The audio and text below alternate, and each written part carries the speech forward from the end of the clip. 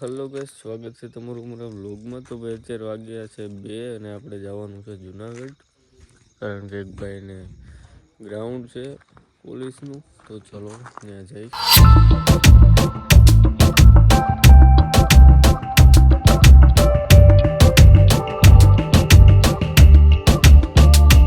તો ભાઈ ફાઇનલી આવી ગયા છે જુનાગઢ. અને હું કહેતો ભાઈ તમે ક્યાં ગયા?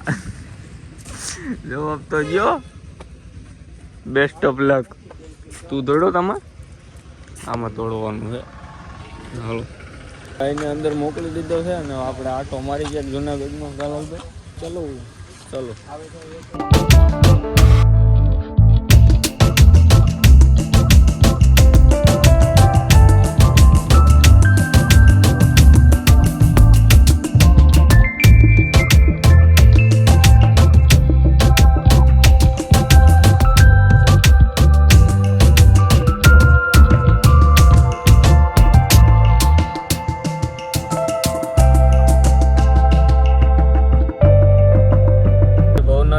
નાસ્તો કરો પણ અહીંયા તો બધું બંધ છે.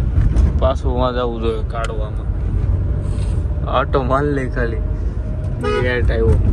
ફાઇનલી કાઢવામાં આપને નાસ્તો મળી ગયો છે ને કરી લઈ. મહેમાનને ભૂખ લાગી ગઈ છે એટલે મહેમાન કેમ ઊભા થઈ ગયા? નાસ્તો થઈ ગયો છે અને પેક કરી નાખીને જુનાગઢમાં. અત્યારે આપણે આવી ગયા હતા તળાવે અને આ બધા ભાઈઓ અહીંયા ફોટો શૂટ કરે છે. મહેમાનને બધા ફોટા પાડી લઈ પછી અંદર આટોર મારી. પહેલી વાર છે, જોઈ કેવું છે. શરૂઆત અહીંથી થાય છે, બાકી તમે જોવો અહીંનું લોકેશન એકડો. અને આ ભાઈઓ અહીંયા બી ફોટા જ પાડો તમને ફોટા જો ભાઈ, લોકેશન જોવો બાકી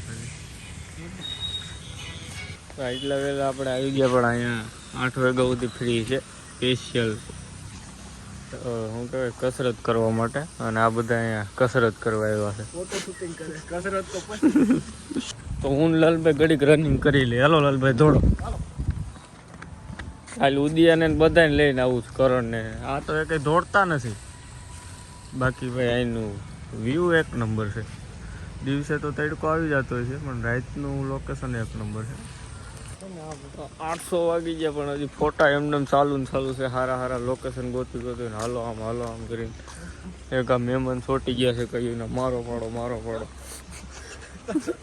અને લાલભાઈ છોટી ગયા. કોઈ દી ફોટા ન પાડ્યા એમ છોટી ગયા છે. તળાવ જોયું ન હોય કોઈ દી એમ, કારણ કે તળાવ હજી હમણાં જ બન્યું એટલે ક્યાં જ જોયું હોય. મેં તો કીધું નહીં દોડી શકે પણ દોડી ગયા બધે. અને પાછું ક્યાં જવાનું એમાં ખબર નથી પડતી કોઈ. આ લગભગ જવાનું છે.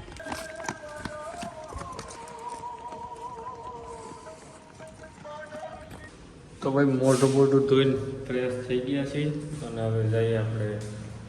રોહિતભાઈ છે ત્યાં. જોઈ ભાઈ અંદર ગયો છે કે નથી ગયો. 8 વાગ્યાનો વારો હતો એટલે 11 વાગવાના આપણે જુનાગઢમાં આવી ગયા છે ગ્રાઉન્ડે. અને બધા લાઈનો લાગી છે પણ આપણે ગાડીએ બેઠા નહીં રહેતે. અને ભાઈનું હજી તો વારો નહીં આવ્યો હોય.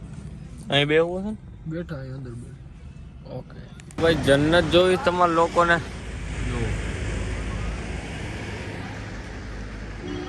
હવે આપણે જઈએ અહીંયા ગ્રાઉન્ડે જોઈ.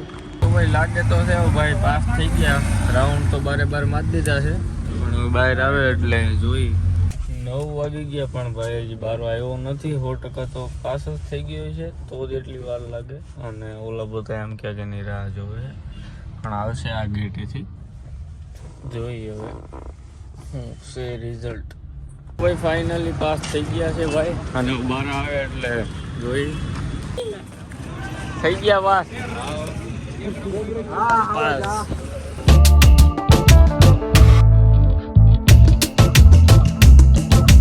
સોઈ ગઈ છું. 10 વાગે સુઈ ગયો હતો અને આ 3 વાગે ઉઠ્યો. અને ઉદભાઈ મળી ગયા છે. ક્રિકેટ રમવું છે ને? હાલો નિલેશભાઈ, રમવું છે ને ક્રિકેટ?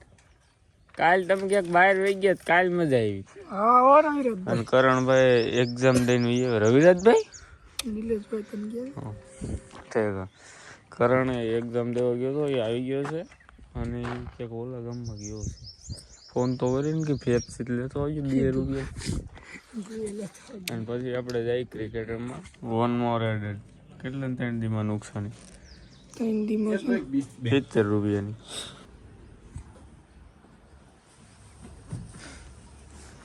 કેવું ગયું પેલું પેપર?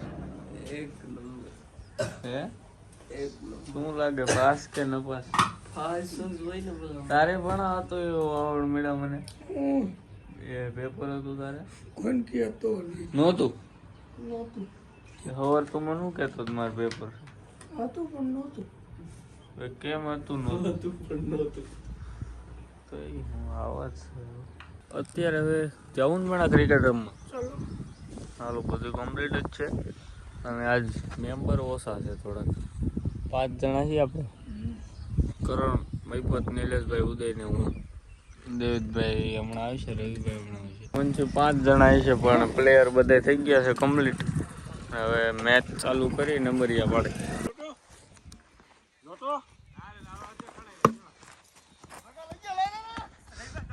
તડકો તો ગાંડો પણ ભાણા રમવાની મજા આવે છે ને. નિલેશભાઈ વાઇબ છે ને. નિલેશભાઈ 0 રનમાં આઉટ થઈ ગયા. રઘુભાઈ ફાઇનલી રવિભાઈ નો ઓરો આવી ગયો છે. રવિભાઈ કાંઈ ન માર્યું. રવિભાઈ થી કાંઈ નથી થાય એમ કોઈ છે ને તો રવિભાઈ નો ઓરો આવી ગયો છે ને એને મારી દીધી છે એકડી. 2 રન. બોલ પાછો ખોવાઈ ગયો છે ઉદભાઈ ના ધ્યાન ના કારણ હોવાથી. મારું ધ્યાન જ હતું. કાંઈ તારું ધ્યાન નહોતું.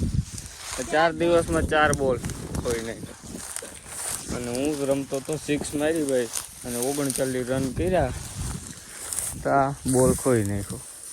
તો બધાય પોતપોતાના ઘરે વહી ગયા છે ને અમારે અહીં રીલ શૂટ કરવા નથી તો તેણે ભાઈ કરી લઈ પછી આપણે જઈ ઘર બાજુ. તો ભાઈ આપણી રીલ શૂટ થઈ ગઈ છે અને આ બે પડે તમને.